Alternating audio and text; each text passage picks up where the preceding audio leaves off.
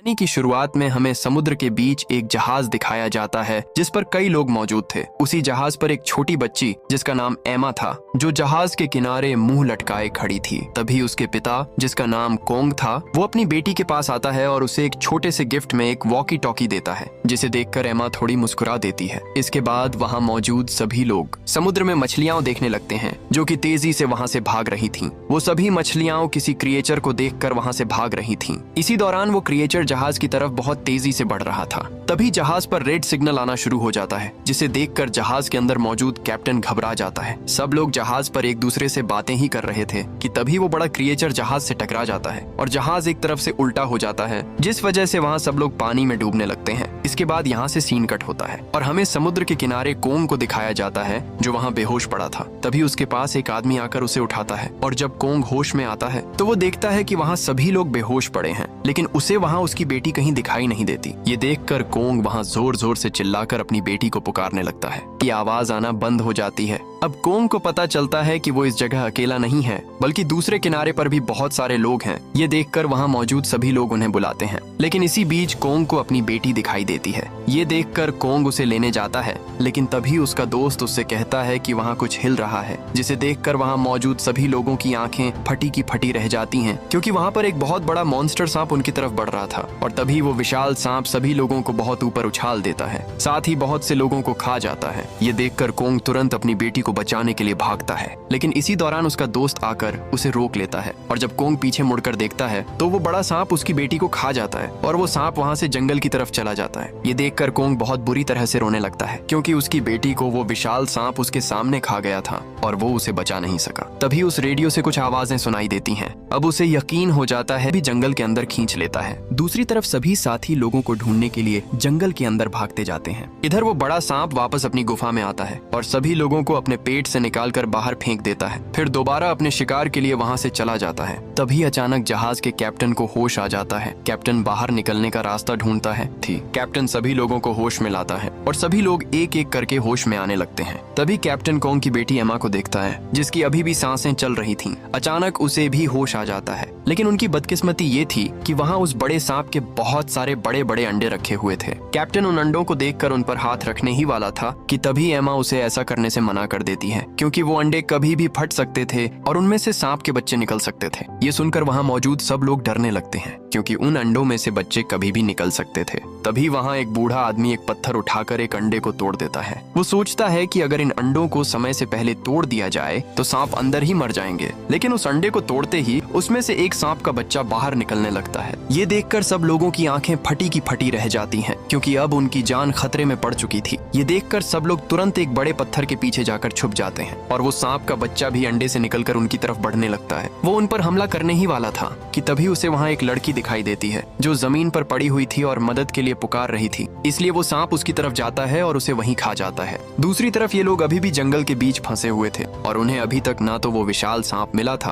और ना ही उनके गुम हुए साथी, इसलिए वो सभी कुछ देर के लिए आराम करने बैठ जाते हैं। इधर इर्देनी एक पेड़ को काटता है और उसमें से एक ब्लैक कलर का लिक्विड निकलना शुरू हो जाता है। इसी दौरान वहाँ एक आदमी माचिस की तिल्ली जलाता है और जलते ही वो तिल्ली उस काले लिक्विड पर जा गिरती है और वहाँ अचानक आग लग जाती है। ये देखकर इर्देनी तुरंत फायर स्टिंगबियर से उस आग को बुझा देता है। अब आग तो बुझ जाती है, लेकिन वहाँ धुएं की वजह से कोंग का सिर चकराने लगता है और उसे बहुत तेज चक्कर आने लगते हैं और तभी वहाँ खड़े उसके सभी साथी उस पर हंसने लगते हैं और अचानक उसे वही विशाल सांप दिखाई देता है। इसी दौरान अचानक से उसकी बेटी उसके सामने आ जाती है और उससे कहती है कि पापा, मुझे तुमने उस बड़े सांप से क्यों नहीं बचाया। और तभी वो बड़ा सांप आकर कोंग को पकड़ लेता है और वो उसे खाने ही वाला होता है कि तभी इर्देनी ऊपर पानी फेंकता है और उसे होश आ जाता है। पर ये उसका भ्रम था। दरअसल वो काले कलर का लिक्विड पेड़ों के बीच से निकलता है और उसके निकलते ही उसकी जानलेवा गैस उसके आसपास मौजूद लोगों को अपने काबू में कर लेती है। तभी वो दोनों पीछे मुड़कर देखते हैं तो वहाँ बाकी लोगों को पेड़ की जड़ों ने पूरी तरह से जकड़ रखा था। यहाँ वो पेड़ कोई आम पेड़ नहीं था, बल्कि एक खतरनाक क्रिएचर था जो अपनी जड़ों से अपने आसपास के लोगों को जकड़ कर मार देता है। कोंग जैसे तैसे करके वहाँ सभी लोगों को होश में लाता है और वो वहाँ से भागने लगते हैं, लेकिन पीछे से उनके एक साथी को वो पेड़ अपनी जड़ों से काबू में करके वहीं पर मार देता है। ये देखकर वो तुरंत वहाँ से भाग जाते हैं। दूसरी तरफ गुफा में जहाज का कैप्टन और बूढ़ा आदमी दोनों आपस में लड़ रहे होते हैं, क्योंकि वो बूढ़ा आदमी कैप्टन को ही उस सब का कसूरवार कहता है। अगर कैप्टन जहाज को पानी से निकालकर किनारे ले आता तो हम यहाँ तक न पहुँचते।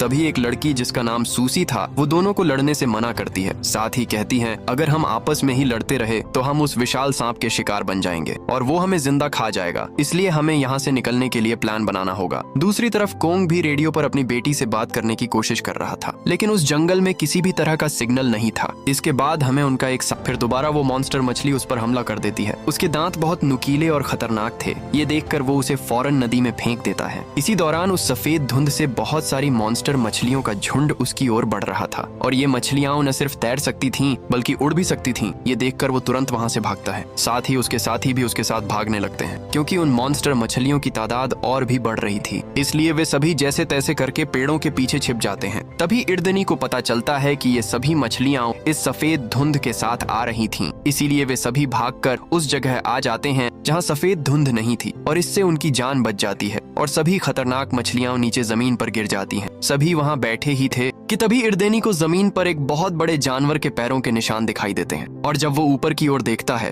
तो वहाँ एक पेड़ पर एक अजीब सी चीज चिपकी हुई थी। ये देखकर सबकी सांसें थम जाती हैं और एक आदमी उसे पत्थर मारने वाला होता है कि तभी देखते ही देखते एक अजीब सी जुबान उसे वहाँ से खींच कर ले जाती है। ये सब लोग देख ही रहे थे कि तभी ऊपर से एक अजीब मेंढक उनके सामने आ गिरता है। यहाँ हमें पता चलता है कि ये आती है क्योंकि उस मेंढक का साइज बहुत बड़ा था जिसे मार पाना नामुमकिन था। इसलिए सब लोग वहाँ से तेजी से भागना शुरू कर देते हैं, लेकिन तभी वो मॉन्स्टर मेंढक अपनी जुबान से एक आदमी को पकड़ लेता है। वो बूढ़ा आदमी उसके पेट में जाने ही वाला था कि तभी वो एक पेड़ को मजबूती से पकड़ लेता है, लेकिन अब उसका हाथ भी पेड़ से फिसल रहा था, इसलिए उसके साथी आकर उसे पकड़ लेते हैं। इसी दौरान उनका एक साथी गुस्से इसी मौके का फायदा उठाकर वो सभी लोग वहाँ से भाग जाते हैं, लेकिन अभी भी वो मॉन्स्टर मेंढक उनके पीछे ही था क्योंकि वो विशाल सांप उस मॉन्स्टर मेंढक को चीर फाड़ कर वहीं पर खा जाता है। लेकिन बदकिस्मती से उस विशाल सांप का ध्यान सभी साथियों की तरफ चला जाता है और वो उन पर भी हमला कर देता है, लेकिन वो बूढ़ा आदमी और वो लड़का जिन पर उस मेंढक ने हमला किया था वो घायल होने की वजह से धीरे धीरे भाग रहे थे। तभी आगे जाकर वो दोनों गिर जाते हैं। वो विशाल सांप उन्हें खाने ही वाला होता है कि तभी वो बहुत सारे पेड़ों के बीच फंस जाता है। इधर उनका एक साथी उस सांप का ध्यान भटकाने के लिए उसकी तरफ एक नारियल फेंकता है, जिससे वो दोनों वहाँ से भाग जाते हैं, लेकिन वो सांप गुस्से में उस लड़के का पीछा करने लग जाता है और वो जैसे तैसे करके एक पेड़ के पीछे जाकर छिप जाता है, इसलिए वो विशाल सांप से दोबारा बच जाता है। दूसरी तरफ चारों साथी पेड़ों के पीछे छिप जाते हैं, इसीलिए वो सांप भी उनका पीछा करते करते उनकी तरफ आ पहुंचता है और तभी वो उनमें से एक साथी को देख लेता है। वो उस सांप के सामने हाथ जोड़कर माफी मांगता है और कहता है कि मुझे मत खाओ, लेकिन इससे पहले कि वो सांप उसकी बात समझ पाता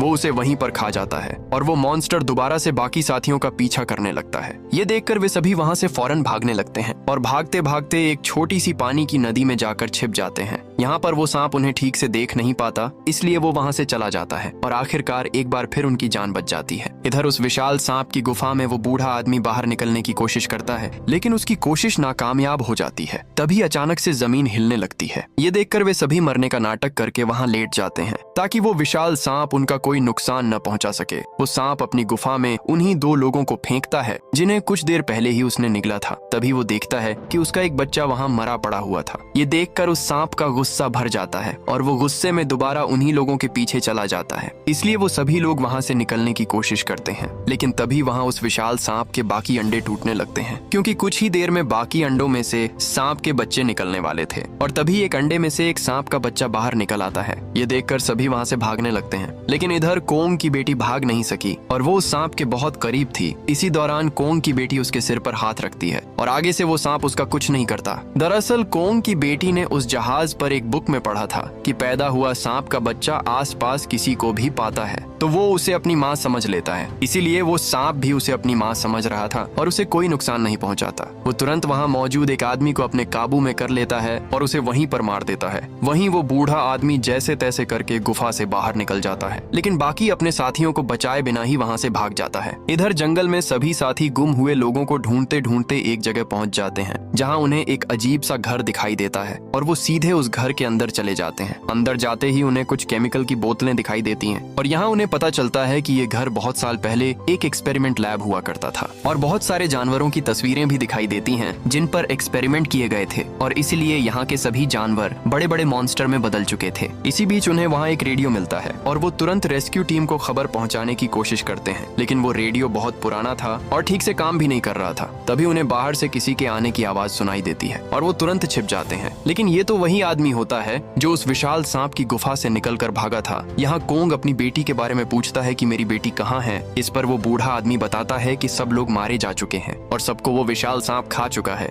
ये सुनकर कोंग अंदर से पूरी तरह टूट जाता है और वो अपनी बेटी को ढूंढने के लिए जाने लगता है, लेकिन उसका साथी इर्देनी उसे जाने से रोक लेता है। अगली सुबह कोंग नींद से उठकर बैठा ही था कि तभी उसे रेडियो पर हेलीकॉप्टर की आवाज सुनाई देती है, इसलिए वो खुले मैदान में आकर आवाजें लगाते हैं, लेकिन वो हेलीकॉप्टर उन्हें देख नहीं पाता और वहाँ से चला जाता है। इसी दौरान कोंग के रेडियो पर उसकी बेटी की आवाज सुनाई देती है, जिसे सुनकर वो सभी को बताता है कि अभी भी सब लोग जिंदा हैं। लेकिन वो बूढ़ा आदमी अपना झूठ छुपाने के लिए उसे पागल बोलता है और कहता है कि वो सांप सभी लोगों को खा चुका है और वो मर गए हैं। लेकिन फिर उन्हें दोबारा आवाज सुनाई देती है, जिससे उन्हें यकीन हो जाता है। उधर वो आदमी उस हेलीकॉप्टर को अपने पास बुला लेता है और हेलीकॉप्टर उसकी तरफ बढ़ ही रहा था कि तभी वो विशाल सांप उसे निगल जाता है। ये देखकर वो बूढ़ा आदमी बहुत गुस्सा हो जाता है। इधर कोंग भी अपनी बेटी को जंगल में ढूंढ रहा था। इसके बाद सुसी रेडियो पर कोंग को बताती है हम एक गुफा में फंसे हुए हैं और गुफा बहुत बड़ी है। इधर कोंग कहता है कि वहाँ कुछ आवाज सुनने में आ रही है, तो सुसी कहती है यहाँ पानी के गिरने की आवाज आ रही है। अब जैसे तैसे करके कोंग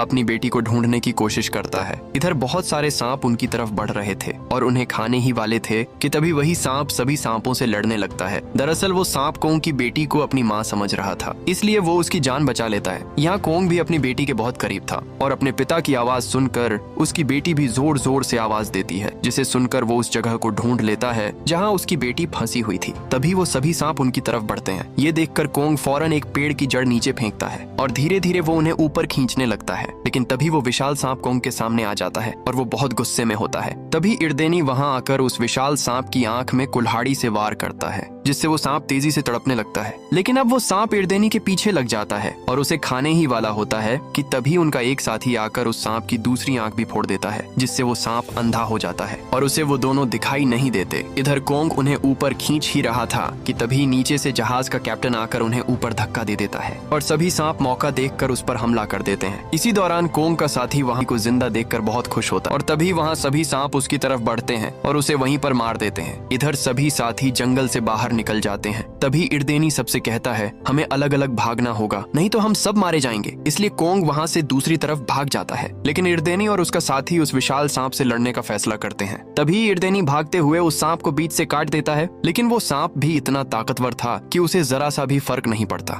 सीधा जंगल की ओर भागना शुरू कर देते हैं। दोनों भागते हुए उसी जगह आ जाते हैं जहां वो काला लिक्विड निकल रहा था, लेकिन उस सांप को समझ आ जाता है कि ये उसके लिए फैलाया हुआ एक जाल है, इसलिए वो वहां से वापस चला जाता है। इसलिए कोंग भी अपनी बेटी से कहता है तुम दोनों भी यहाँ से दूर भाग जाओ, क्योंकि अब मुझे उनकी मदद करनी होगी। इसलिए कोंग भी उनकी मदद करना है, पर वो ताकतवर सांप उसे नीचे गिरा देता है। तभी वो विशाल सांप कोंग को खाने ही वाला होता है कि तभी इर्देनी अपने हाथ में आग पकड़े उसका ध्यान अपनी ओर कर लेता है और सीधे जंगल की तरफ भाग जाता है। इर्देनी भागते भागते फिर से उसी जगह पहुंच जाता है जहां बहुत सारा जहरीला लिक्विड पड़ा था। जैसे ही वो विशाल सांप उस लिक्विड के करीब आता है तो इर्देनी मौके का फायदा उठाकर वहां आग फेंक देता है, जिससे वो विशाल सांप बहुत बुरी तरह से जलना शुरू हो जाता है। वो अपनी जान बचाने के लिए जंगल से बाहर भागता है, लेकिन तब तक देर हो चुकी थी और वो विशाल सांप वहीं पर मारा जाता है। इसी बीच कोंग और उसके साथी सांप का मुंह खोलकर कोंग की बेटी को बाहर निकाल लेते हैं, लेकिन उसकी बेटी पूरी तरह से बेहोश हो चुकी थी। सबको लगा कि अब कोंग की बेटी इस दुनिया में नहीं रही। ये सुनकर कोंग बहुत बुरी तरह से रोने लगता है, लेकिन तभी उसकी बेटी को होश आ जाता है और इसी सीन के साथ ये कहानी यहीं पर खत्म होती है।